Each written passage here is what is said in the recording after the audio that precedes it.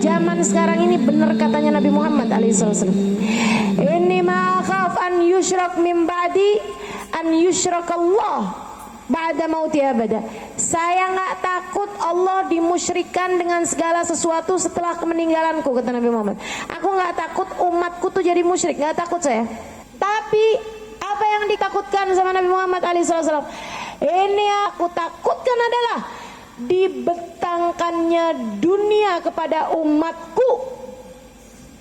Dunia dibukakan kepada umatku. Itu yang Nabi Muhammad takutkan.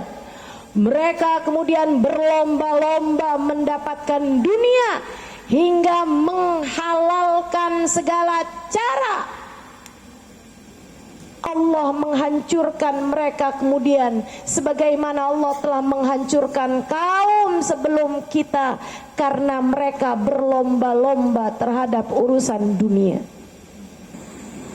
Kamu mau hidup berapa puluh tahun lagi sampai dari sekarang? Hah? Mau hidup berapa ratus tahun lagi dari sekarang sampai berani-berani ngambil hutangan? Bu, lah dunia mah jadi apa? Kamu makan jadi kotoran, betul? Kamu pakai jadi usang, betul? Selebihnya apa sih yang kita butuhkan sebenarnya dari dunia? Pakai baju mahal sama baju murah tuh kagak ada bedanya rasanya, betul? Ibu-ibu tuh punya baju mahal-mahal juga yang dipakai kok di rumah daster, yang udah ada bolongnya. Dunia nih kan isinya kan makan, tidur, ya kan gitu. Ini urusan makan ya, urusan makan. Urusan makan itu kan enaknya sebentar dan sedikit. Kamu kalau sesuka apapun kamu sama makanan, tapi makanan itu dikasih banyak banget, lama-lama enek. Betul nggak? Kamu suka kacang nih, oke, kamu makan 1 kilo misalnya. Sanggup? Sanggup? Enggak sanggup.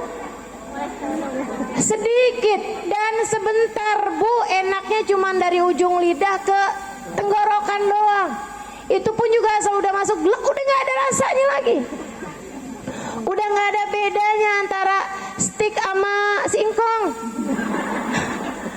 Tuh dunia tuh cuman segitunya. Lagi pula makanan paling enak yang berlaukan lapar. Udah deh kalau udah yang namanya lapar, semua juga jadi enak. Betul apa enggak? Jadi ibu-ibu kalau lagi yang nggak nafsu makan nih, nggak enak makan nih, Bu, bukan dengan cara kamu cari nafsunya, kamu cari seleranya, bukan. Ibu-ibu sekalian, laperin. Kok nggak enak mulu ya makan, kurang lapar. Cobain. Beneran ya Allah, saya lagi ngomong serius ini. Kurang lapar. Saya gitu kok udah berapa hari gitu kayaknya makan nggak enak semua ya gitu. Oh berarti kurang lapar. Oh udah gampang aja, tinggal laperin aja. Nanti kok udah lapar beneran, makan apaan juga enak semua. Kan begitu ya? Nih ibu-ibu sekalian, tempat tidur paling enak, paling nyaman adalah ngantuk. Itu obat tidur paling luar biasa tuh, Bu. Jadi semuanya tuh, Bu, masalahnya Bu ya. Tidur paling enak adalah ketika kamu ngantuk. Makanya kalau kamu bilang, "Ya, saya udah lama nih nggak enak tidur nih, saya susah tidur nih."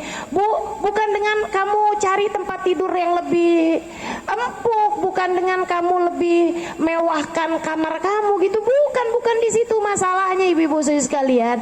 Masalahnya adalah karena kamu tidur mulu.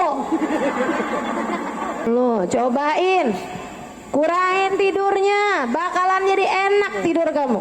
Jangan tidurin kecuali pas kamu udah lagi bener-bener ngantuk. Itu nanti baru nikmat tidurnya. Itu pun juga jangan sampai kebablasan, masih ngantuk tidurin lagi, jangan gitu. Akhirnya hilang tuh, habis waktunya gitu ya. Jadi teman-teman sekalian, urusan dunia itu kalau kamu kepengen merasakan nikmatnya dunia, batesin atau bayangin batasannya. Kalau kamu punya rumah tangga, kayaknya kok nggak harmonis lagi gitu kan, nggak enak lagi berumah tangga. Bayangin, apa bayanginnya? Bayangin batasan rumah tangga. Kamu bayangin andai waktumu hanya tinggal sedikit. Bayangkan andai waktu suamimu hanya tinggal sedikit. Kamu bayangin, suamimu meninggal minggu depan, misal, bakalan kamu urusin tuh suami nggak senyum aja kamu senyumin, betul? Atau misalnya kamu tahu umur kamu tinggal seminggu lagi, pasti kamu juga bakal baik-baik sama suami kamu kan. Jadi bayangin batasan gitu ya, bahwa kita hidup di dunia ini nggak lama teman-teman, nggak lama. Biar nggak banyak nyeselnya, urusan dunia kita kasih batasan. Itu kata Nabi Muhammad, yang aku takutkan kepada umatku justru adalah umatku menuhankan harta. Umatku menuhankan harta.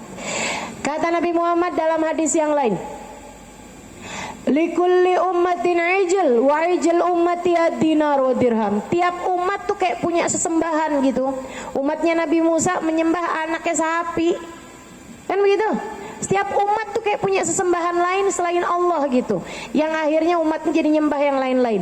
Kata Nabi Muhammad, wa ijl ummati, umatku nih sesembahannya ad-dinar wa dirham, gak lain adalah duit. Sesembahannya umat ini nih adalah urusan. Tuh, jangan sembah uang. Sembah adalah Allah Subhanahu wa taala. Asyhadu an la ilaha illallah. Duitnya buat Allah, bukan Allahnya buat nyari duit. Ini saya kasih tahu nih. Ini bedanya antara orang benar sama orang nggak benar. Orang benar itu mereka ngajar buat Allah, mereka belajar buat Allah, mereka menyampaikan ilmu buat Allah, mereka tahajud nyari ridha Allah, mereka duha nyari ridha Allah Subhanahu wa taala. Gitu. Kalau mereka punya uang, uangnya dipakai buat jalan Allah. Mereka punya sesuatu, mereka kasih kepada Allah Subhanahu wa taala. Punya ilmu, kasih kepada Allah. Punya kecerdasan, kasih kepada Allah. Punya waktu, kasih ke Allah Subhanahu wa taala. Gitu. Orang yang nggak baik, tahajud nyari rezeki. Tahajud doanya, ya Allah duit ya Allah. Salat duha, ya Allah tanah cepetan laku ya Allah. Hadir majelis biar kenapa? Biar urusan rezeki jadi lancar. Kenapa kok selalu ada uang di dalam pikiranmu itu teman-teman? Kenapa selalu yang kamu pikirkan uang dalam hatimu itu? Ziarah ke makam luar Batang. Kenapa? Berkatnya Habib nih, biar urusan rezeki lancar. Rezeki mulu yang kamu pikirin. Dan masalahnya ketika kamu mikirin rezeki, yang kamu pikirin selalu duit. Betul? Ya Allah, sampai urusan kamu hormat sama suami tergantung sama berapa yang dia kasih. Kenapa jadi begitu pikiran kita? Kenapa jadi begitu pikiranmu teman-teman? Kenapa jadi begitu pikiranmu? Seharusnya Allah yang kamu cari. Seharusnya ridha Allah, cintanya Allah, kasih sayangnya Allah, itu yang kamu cari. Ngemis sama Allah Subhanahu wa taala. Duit kamu kasih, ya Allah, saya kasihkan duit saya, ya Allah, saya mau mencari ridhamu. Saya kasihin waktu saya, ya Allah, biar engkau ridho kepadaku. Saya kasihkan tenaga saya, ya Allah, untukmu, biar engkau kesian kepadaku. Ya Allah, saya kasihkan kecerdasan saya untukmu, ya Allah, di jalanmu, ya Allah. Kita punya apa lagi? Saya punya suara, ya Allah, untukmu, ya Allah. Kita punya rumah tangga, ya Allah, untukmu, nyari surgamu, ya Allah, nyari ridhamu, ya Allah. Tahajud nyari ridhamu, ya Allah. Salat duha nyari ridhamu, ya Allah. Bimbing saya, Allah, biar jadi hambamu yang benar, ya Allah. Itu yang mestinya ada dalam pikiran kita. Allah, ridha Allah, rahmatullah, surga Allah. Nabi Muhammad kekasih Allah Subhanahu wa taala. Itu yang seharusnya kamu cari. Itu yang seharusnya ada dalam pikiran kita, teman-teman saudara sekalian. Kita udah tambah tua, teman-teman. Kalau enggak jadi tambah dekat sama Allah, apa artinya hidup kita? Betul enggak? Kalau enggak nggak menambah kedekatanmu dengan surga, ngapain kamu hidup di dunia? Kalau nggak bikin kamu tambah dekat sama Nabi Muhammad, apa arti berlalunya waktu demi waktu dalam hidupmu ini? Cuman mau nambahin meter-meter tanah yang kamu punya di dunia? Cuma mau nambahin nol-nol yang ada dalam saldo rekeningmu, begitu aja?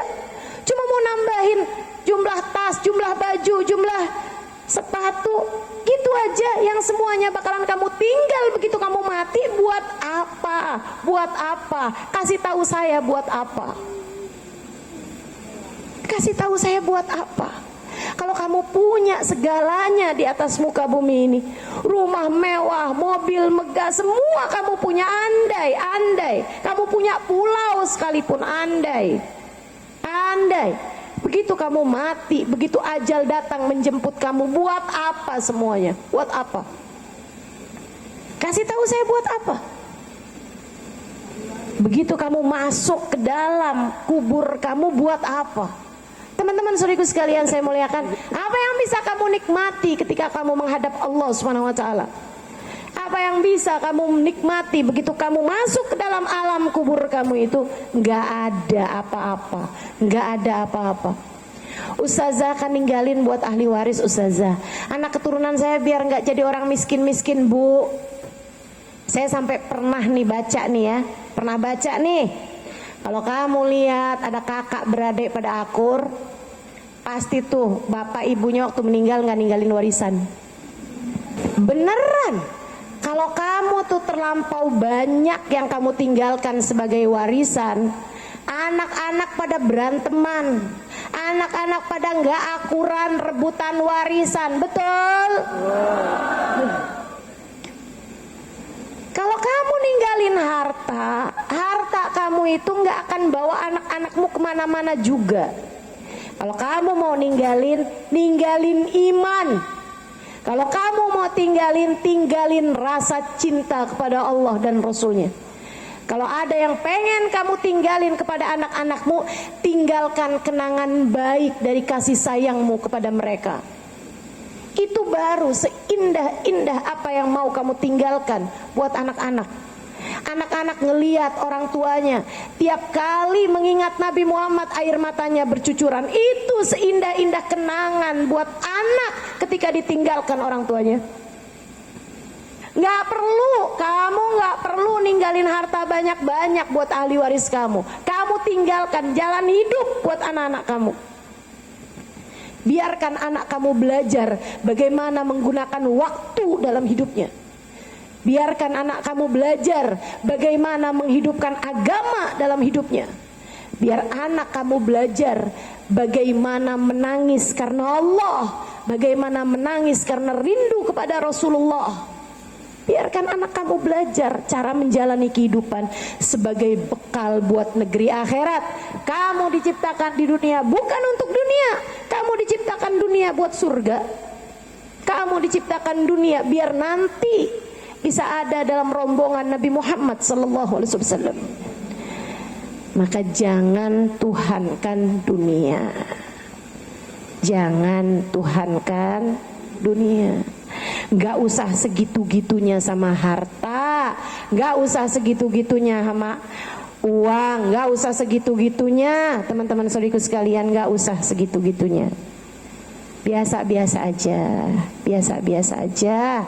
Karena yang bakalan kita bawa menuju akhirat adalah diri kita dengan segala keberadaan kita.